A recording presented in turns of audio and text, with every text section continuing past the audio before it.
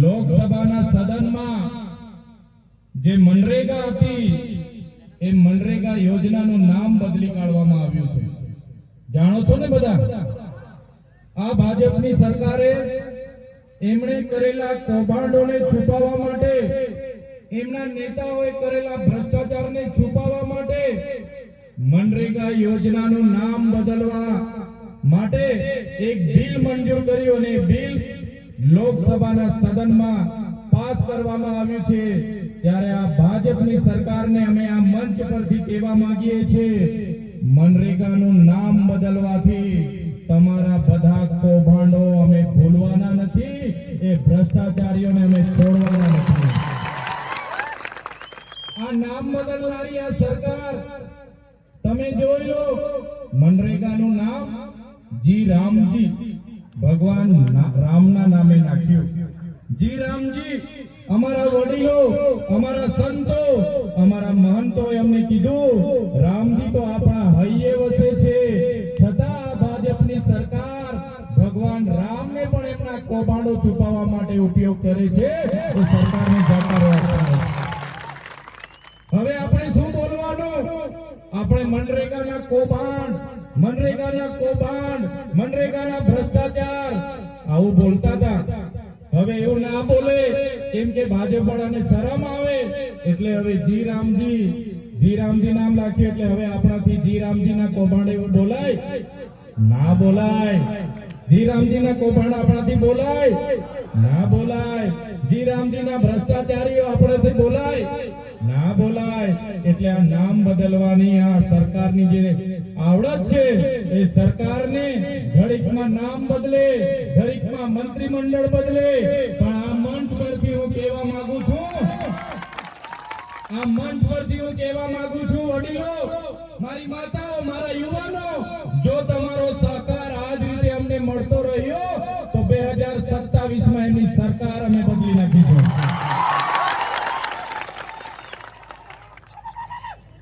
આપણા વડીલોએ કીધું છે ને, ભેંસ ઓછું દૂધ આપે એટલે એનો કિલો બદલવાથી દૂધ વધતું, ભેંસ ઓછું દૂધ આપે એના કિલા બદલીએ તો દૂધ વધતું.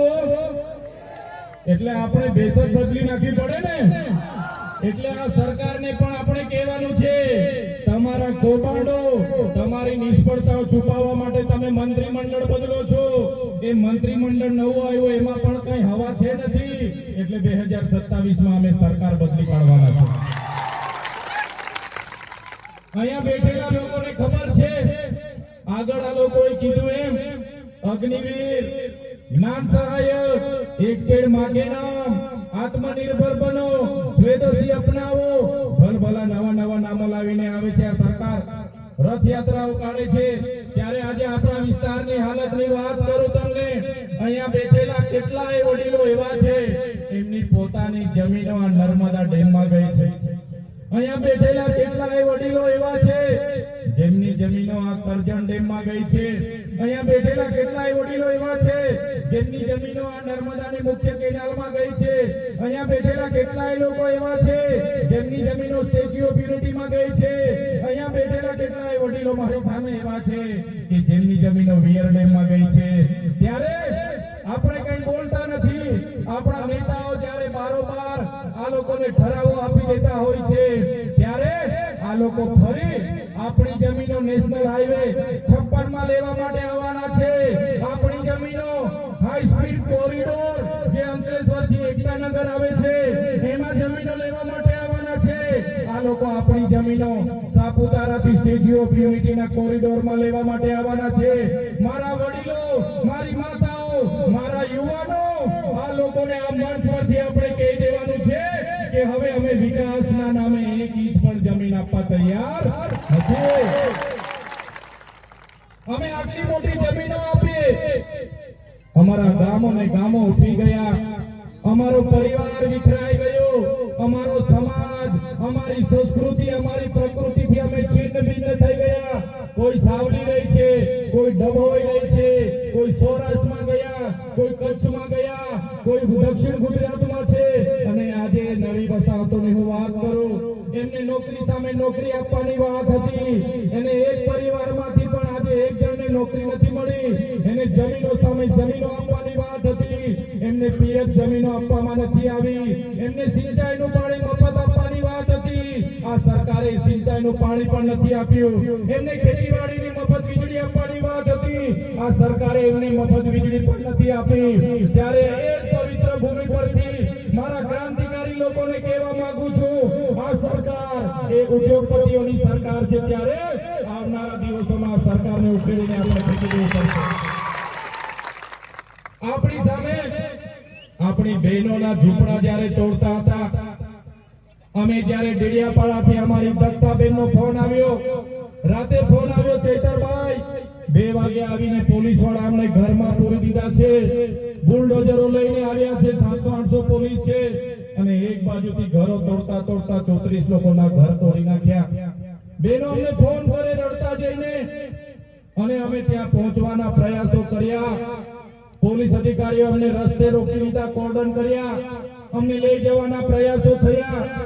ત્યારે એક કેવડિયાવાળી બહેનો બિચારાના ઘરો તોડી નાખ્યા. મારા સાથીઓ, જે લોકોએ ડેમમાં જમીનો આપી, જે લોકોએ વિયર ડેમમાં જમીનો આપી, જે લોકોને રોજગારીના નામે સ્ટેચ્યુ ઓફ યુનિટીમાં જમીનો આપી, આ લોકો સ્ટેચ્યુ ઓફ યુનિટીમાં રોજગારી આપીશું એમ કરીને જમીનો તો છીનવી લીધી, પણ રોજગારી ન મળીને આપણી બહેનો નાની દુકાનો ચલાવતી હતી, એ દુકાનો પર પણ બુલડોઝર ફેરવવામાં આવ્યો. ત્યારે આવનારી ચૂંટણીમાં આ લોકોને, એ બુલડોઝર ફેરવવાવાળા ભાજપના નેતાઓને ઈંટનો જવાબ પથ્થરથી આપણે આપી દેવાનો છે. શું વાંક હતો એ કેવડિયાની બહેનોનો? શું વાંક હતો એ ગરુડેશ્વરના લોકોનો? એમણે જમીનો આપી એ વાંક, એમણે નર્મદામાં જમીનો આપી આપણો ગુનો છે? આપણે વિયર ડેમમાં જમીનો આપી આપણો ગુનો છે? આપણે સ્ટેચ્યુ ઓફ યુનિટીમાં જમીનો આપી આપણો ગુનો છે? તો પછી કેમ આપણી બહેનોના ઘરો તોડવામાં આવ્યા? આજ કેવડિયાના ટ્રાઇબલ મ્યુઝિયમની વાત કરું. મારા આદિવાસી સમાજના 2 યુવાનો, ગભાડાનો યુવાન મારો જયેશભાઈ તડવી અને બીજો એક યુવાન રાતે જમ્યા પછી બેસવા ગયા. પોતાના ગામના ડુંગર પર બેઠા હતા. એમને શું ખબર હતી કે બહારના લોકો આવીને એમને પકડીને મારી નાખશે. એ બંને યુવાનો એક ને એક દીકરા હતા, પોતાના પરિવારના કમાનાર વ્યક્તિ હતા. બહારના કોન્ટ્રાક્ટરના માણસોએ એમને માર્યા, એમને બાંધી મૂક્યા. એટલો માર માર્યો, મારા ભાઈઓના આખા શરીર કાળા કાળા થઈ ગયા. એમની સરકારનો એક પણ નેતા એ પરિવાર સાથે નહોતો, પોલીસ એ પરિવાર સાથે નહોતી. અમે અમારી પૂરી ટીમ સાથે દવાખાને ગયા, અને મરનાર દીકરાઓને ન્યાય મળવી જોઈએ, એફઆઈઆર થવી જોઈએ, એ વાત અમે કરી. અને બાદમાં પોલીસ અને સરકાર સક્રિય અને એક્શનમાં આવી. એ પરિવાર જ્યારે અમારા ખભા પર હાથ મૂકીને રડતું હતું, ત્યારે એમનું દુઃખ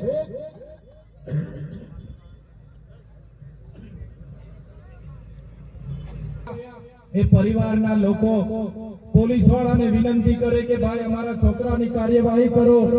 અહીંના ભાજપના ધારાસભ્યને સાંસદને ફોન કર્યો કે બહારના લોકોએ બરોડા અમદાવાદની એજન્સીના માણસે અમારા દીકરાઓને મારી નાખ્યા. કોઈ જવાબ નહીં આપે, તંત્ર જવાબ નહીં આપે, નેતાઓ જવાબ નહીં આપે. અમને રડતા જઈને ફોન આવ્યો સવારે 8 વાગે. મને કીધું, ચૈતરભાઈ અમારા દીકરાઓને મારી નાખવામાં આવ્યા છે, તમે હોસ્પિટલે આવો. અમે હોસ્પિટલે પહોંચ્યા. એ જયેશભાઈના મમ્મી અને પપ્પા, એ બીજા ભાઈ હતા એના મમ્મી અને પપ્પા અમારા ખભા પર હાથ મૂકીને રડે. એમનું દુઃખ અમે મહેસૂસ કર્યું. અમને થયું કે અમારો ભાઈ, અમારો એક ને એક દીકરો, એક ને એક ભાઈ, અમને અમારા ભાઈઓને જે જનતાએ માર્યા છે, જે બહારના લોકોએ માર્યા છે, એમના પર કાર્યવાહી થવી જોઈએ. અમે ત્યાં મોરચો લઈને ગયા, એસપી કચેરીએ ગયા અને કાર્યવાહી કરાવી. ત્યારે એ દીકરાઓને ન્યાય મળ્યો, એમને વળતર મળ્યું. ત્યારે નેતાઓને હું કહેવા માંગુ છું, જ્યારે કેવડિયામાં એ 2 યુવાનોને મારી નાખવામાં આવ્યા, જ્યારે દિવાલ ખસી પડી ત્યાં 3 યુવાનો મરી ગયા. તિલકવાડામાં હમણાં 2 યુવાનો મરી ગયા. ત્યારે યુવાનોની વાત કરવા માટે કોઈ આવ્યું નહીં. અને ચૈતર વસાવા જ્યારે એમના માટે આવે, ચૈતર વસાવા જ્યારે ઝૂંપડા તોડે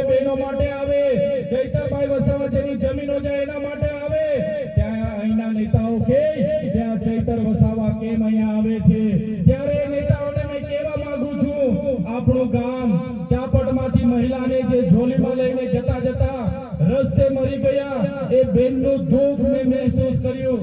અમારી બહેનોના ઝૂંપડા તૂટી ગયા, એ બહેનોનું મેં દુઃખ મહેસૂસ કર્યું. અમારા યુવાનોને જે મારીને મારી નાખ્યા, એ યુવાનોનું દુઃખ મેં મહેસૂસ કર્યું. ત્યારે એ લોકોને ન્યાય અપાવવા માટે ચૈતર વસાવા કેવડિયામાં આવે છે. તમારા માટે મત મહત્વના હશે, ચૂંટણી મહત્વના હશે, મતબેંક મહત્વનો હશે.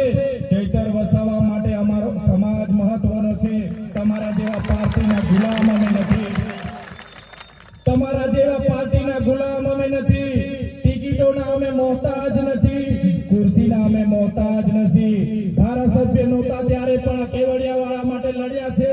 ધારાસભ્ય છે ત્યારે પણ કેવડિયા માટે લડીએ છે.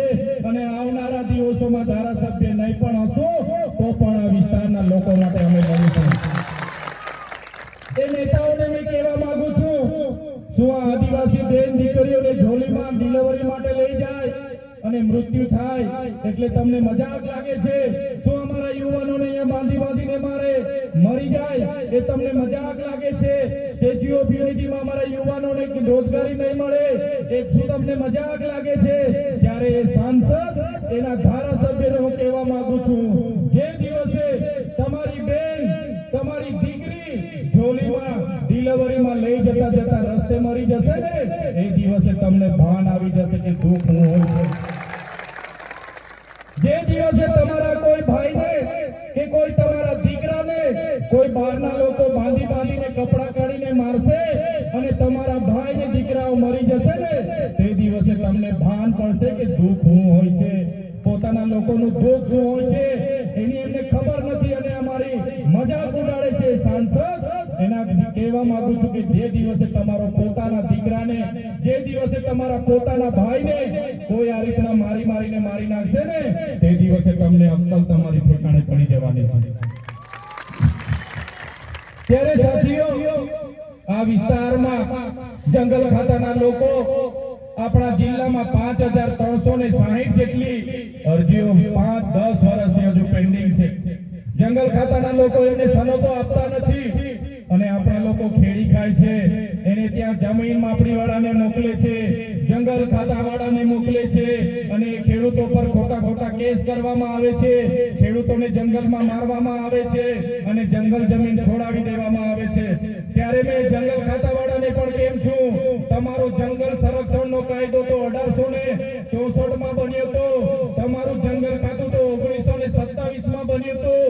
આ જંગલો પર અમારા આદિવાસીઓ હજારો સાલથી રહી છે અને આ જંગલ અમારા છે. આ જંગલ એ અમારા આદિવાસીઓ સાચવેલા છે. અમારા આદિવાસીને દાંતણ જોઈએ તો ડાળકીનું દાંતણ જ ભાંગીને લાવે, એ કોઈ ઝાડને કાપતા નથી. અમારા આદિવાસીઓને ઘર માટે ડાળી જોઈએ તો ડાળી કાપી લાવે. અમારા આદિવાસીઓને થાંભલી જોઈએ તો થાંભલી કાપી લાવે. આખા જંગલને અમે નાશ કરતા નથી. એટલે જંગલ ખાતાવાળાને કહેવા માંગુ છું, તમારી સરકાર, તમારું જંગલ ખાતું, તમારું પોલીસ ખાતું પણ નહોતું ત્યારથી અમારા લોકો આ જંગલમાં રહી છે. એમને હેરાન કરવાનું બંધ કરી દેજો. અમારા આદિવાસીઓને હેરાન કરવાનું બંધ કરી દેજો. જંગલ ખાતાવાળા સાંભળી લઈ કાન ખોલીને અમારા આદિવાસીઓને હેરાન કરવાના બંધ કરી દેજો. અને અમે જે ઘરમાં પાલ્યા હતા, તીરકામઠા, ધારિયા અને જે પણ અમે ભાલા મૂક્યા છે એ કઈ અમે શણગાર માટે નથી મૂક્યા. જે દિવસે અમારો આદિવાસી સમાજ ઘરમાં મૂકેલા ધારિયા, પાલિયા, તીરકામઠા અને ભાલા લઈને રસ્તા પર ઉતરી પડશે, તે દિવસે તમારું જંગલ ખાતું પણ અહીંયા હોટેલું નહીં મળશે. પોલીસ અધિકારીઓ જે આપણા બંદોબસ્તમાં છે એમના માટે જોરદાર તાળીઓ પાડી લો. ત્યારે જે લોકો બંધારણની સાક્ષીમાં જનતાની રક્ષા કરવાનું કામ કરે છે, સુરક્ષા આપવાનું કામ કરે છે, શાંતિ અને સલામતીમાં કામ કરે છે, નિષ્ઠા પ્રમાણે પોતાની ફરજ નિભાવે છે, એવા પોલીસ અધિકારીઓને ચૈતર વસાવાના કડક હાથે સલામ. પણ જે